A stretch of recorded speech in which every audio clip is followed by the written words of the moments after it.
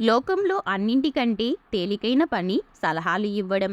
ఒకటి అడిగితే 1000 చెబుతారు. అన్నిటికంటే కష్టమైనది సహాయం చేయడం. 1000 మందిని అడిగితే ఒక్కరు చేస్తారు. నాకు తెలుసు అనుకోవటం పర్వాలేదు. అంతా నాకే తెలుసు అనుకోవడం కరెక్టు కాదు. ఈ ప్రపంచంలో మనకు తెలియని విషయాలంటూ ఇంకా చాలా మిగిలే ఉన్నాయని మర్చిపోకు. మనం ఎంత గొప్పవారమైనా ప్రతి చోట మన అవసరం ఉండదు. అనవసరమైన చోట తలదూర్చకపోవడమే వివేకవంతుని లక్షణం. నువ్వు అనుకున్నది సాధించాలి అనుకున్నప్పుడు అనుకోనివి చాలా ఎదురవుతూ ఉంటాయి. అంత మాత్రానికే జీవితం అయిపోయినట్టు కాదు. జీవితం ఇంకా చాలా ఉంది. అందరితో కలిసి ఉండు. అందరిలానే నవ్వుతూ ఉండు. అంతేకాని అంతా నా వాళ్ళు అని మురిసిపోకు. అందరినీ అయినవాళ్ళు అనుకోకు. ఎందుకంటే నటనతో కూడిన మనిషి ప్రేమ విషం కంటే ప్రమాదం. గుర్తుంచుకో. జీవితంలో సుఖంగా ఉండాలంటే 3 విషయాలు గుర్తుపెట్టుకోవాలి. జరిగిన దాన్ని మర్చిపోవాలి.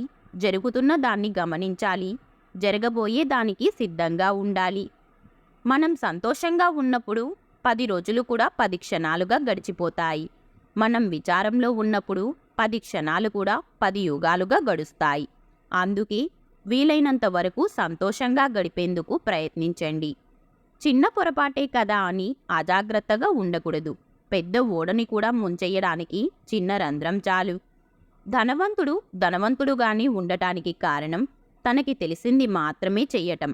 పేదవాడు పేదవాడిగానే మిగిలిపోవడానికి కారణం తనకి వచ్చింది మాత్రమే చేస్తూ పోవడం.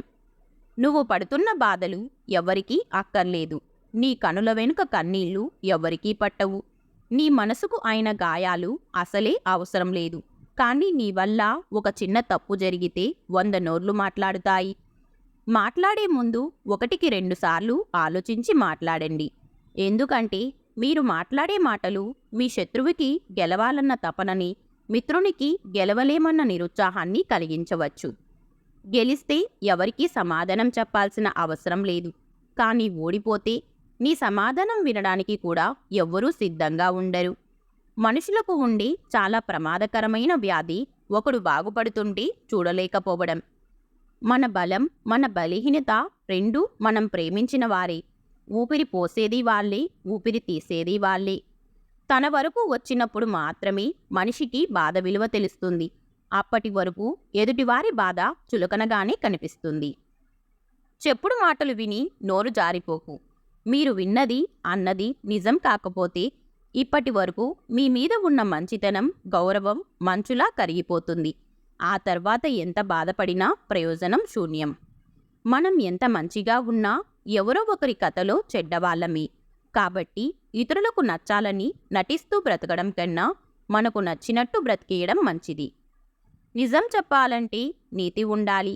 మంచి చెయ్యాలంటే మనసు ఉండాలి. జీవితంలో ముందుకెళ్ళాలి అనుకున్నప్పుడు కాలం నిన్ను వెనక్కి లాగుతుందని భయపడకు.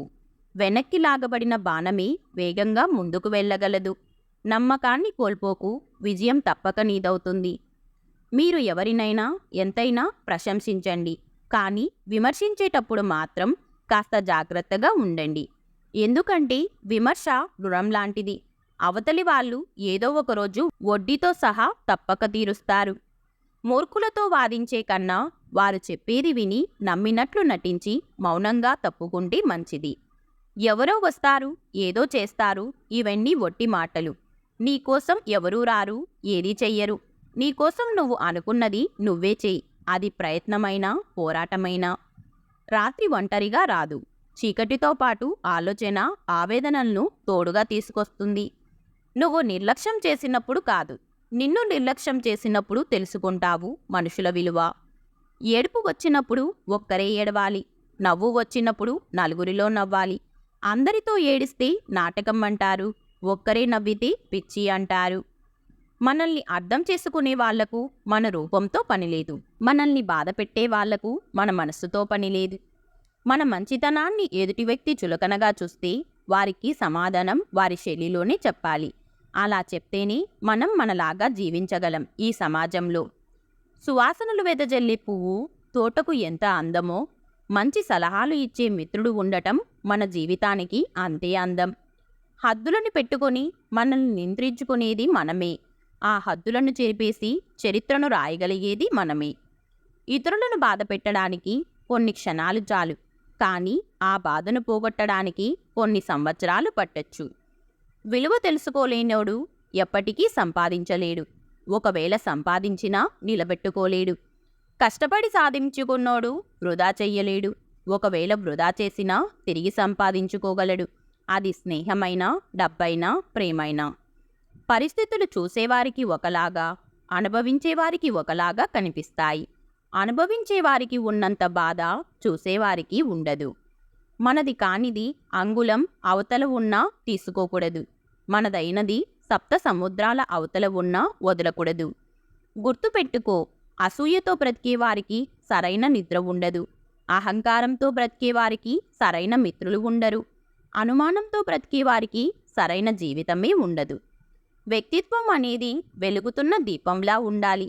దీపం పూరిగుడిసెలో అయినా, ఇంద్రభవనంలో అయినా ఒకేలా వెలుగునిస్తుంది. ఒంటరితనం అంటే ఎవరూ లేకపోవడం కాదు. అందరూ ఉన్నా కానీ మనల్ని అర్థం చేసుకునేవారు లేకపోవడమే నిజమైన ఒంటరితనం. నీ గమ్యం ఎంత ఎత్తులో ఉన్నప్పటికీ దానిని చేరుకునే మార్గం మాత్రం నీ కాళ్ళ క్రింద నుండి మొదలవుతుంది. మనం ఎవరికైతే ఎక్కువ విలువ ఇస్తామో వాళ్ళ దృష్టిలో మనం చాలా చులకనగా కనిపిస్తాము. ఎవడి జీవితం వాడికి బరువే, పక్కనోడి జీవితమే తేలిక. ఎందుకంటే వాడి జీవితాన్ని వీడు మోయడు కనుక. ఒక వృత్తిలో ఉన్నత స్థానానికి చేరుకోవాలంటే ముందుగా ఆ పని మీద మనకు ఇష్టం ఉండాలి. ఆనందంగా ఉండేవారు తమ దగ్గర ఉన్న వాటి గురించి మాత్రమే ఆలోచిస్తారు. ఆనందంగా ఉండలేని వారు తమ దగ్గర లేని వాటి గురించి మాత్రమే ఆలోచిస్తారు. ఎక్కువగా పట్టించుకుంటే ప్రతి ఒక్కటి బాధిస్తుంది. కొన్నింటినైనా వదిలేస్తే ఉన్న ప్రశాంతత అయినా మిగులుతుంది. ధీరుడు ఎప్పుడూ తనకు కావలసినది స్వయంగా సాధించుకుంటాడు. ఒకరి నుంచి తీసుకోవాలనుకోడు. మనసు లేని మనుషులు మన చుట్టూ ఉన్నంత వరకు మనసున్న మనుషులకు మానసిక బాధ తప్పదు. నీకు సహాయం చేసిన వాళ్లను మర్చిపోవద్దు. నిన్ను ప్రేమించిన వాళ్లను ద్వేషించవద్దు. నిన్ను నమ్మిన వాళ్లను మోసం చెయ్యవద్దు. చెయ్యగలిగినవాడు చేస్తాడు, చెయ్యలేనివాడే చెప్తాడు. అర్థం లేని కోపం, గౌరవం లేని బంధం, బాధ్యత లేని యవ్వనం, అలంకరణతో వచ్చే అందం ఎక్కువ కాలం నిలబడవు. వాదించేవారికి నువ్వు ఎంత తక్కువగా స్పందిస్తే అంత ప్రశాంతంగా ఉండగలుగుతావు.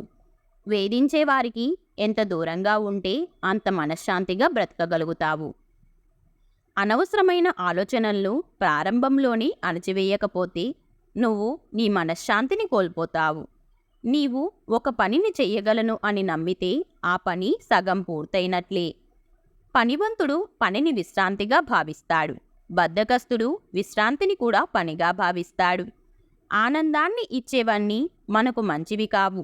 బాధ కలిగించేవన్నీ మనకు చెడ్డవి కావు.